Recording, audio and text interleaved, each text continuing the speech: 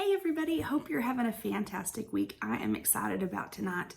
I know that you've had the curriculum. We will be on pages 23 and 24 tonight. If you've had a chance to look at it, it spends a lot of time tonight talking about a Florida Baptist Children's Home and Dr. Jerry Haig and his family.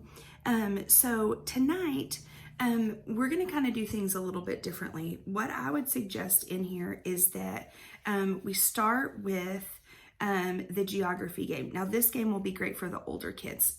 So we have the big giant world map that I will make sure is in your classroom with some dry erase markers. And circle the kids up. Every time they name a country, you can mark it on the map and you keep going until they can't think of any more. So they could say America, Mexico, Canada, Africa, South Sudan, North Sudan, or Sudan, just regular Sudan, Italy, Spain, all of these kinds of things. And then they mark it on there. So the point of this exercise is to get them thinking that there are people all over our world that need to hear about Jesus. And then talk specifically about how there are missionaries. This is a great story of a missionary. If you have your own missionary story that you'd share, like I'm going to talk to them tonight about my friend Lual. He is in South Sudan right now, and he sent me a few pictures and videos so that we can share with them some of what kids in other countries live like, similar to what we did when we talked about Nicaragua. So this is a story. If you don't have one or you don't know of one, feel free to use what's in your curriculum. If you have another missionary story or someone that you know that's on the mission field, share that with them. We want them thinking about lots of different countries and lots of different ways that they can take the gospel to the ends of the earth, because that's what we're called to do. Then there is a game in here about feeding hunger. This would be a great game for the younger kids. So they make a circle with their arms and they throw cotton balls in it and try to get it in. If they make it in, they trade places, and then that person gets to be the circle. And then there is an activity that I think would be really good. They just use it as the snack, but I think we could turn it into something more than that. It's called the Scripture Snack Page, and it goes back to our story of Jonah. And it has these emoji pictures, and what they want to do is they want to number them in the order that they go, so that way they can remember the story of Jonah. What was the first thing that he did? Well, he ran from God, and he got on a boat, or God told him where to go. He ran from God, he got on a boat, all of those kinds of things, so they can put them in order. And then the memory verse for this month is Jonah 2 verses 1 and 2, where from the belly of the whale, inside the whale, the Lord cried to Jonah, and he said, when I was in trouble, I called out to the Lord, and he answered me. When I was in the deep place of the dead, I called out for help, and you listened to my cry.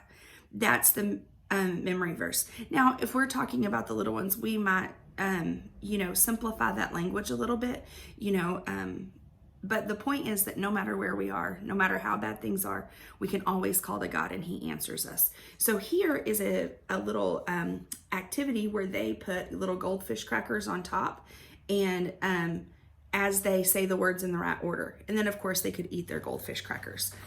So that will be the kind of activity there. So you'll start off with the missionary story about either this particular missionary or a missionary that you know. Then after you've played the geography game, for some of the younger kids, talking about just different parts of the world, having them make their arms as big as they think the world is. Those kinds of things will help get them thinking globally, even though they're young. Then after the geography game, the missionary story, then go back to your story of Jonah and how Jonah was a missionary and Jonah had to travel. This activity here, and then you can close with the cornhole type game. And then if you would have some time in your class where they pray for missionaries, maybe they draw a picture of what a missionary looks like telling people about Jesus.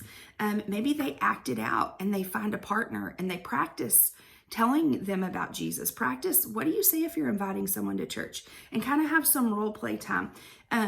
When we come back together, let's come back together at 7. So I'll give you a good 30 minutes in your class together to cover this material. Then at 7, when we come back together, we'll finish the story of Lottie Moon.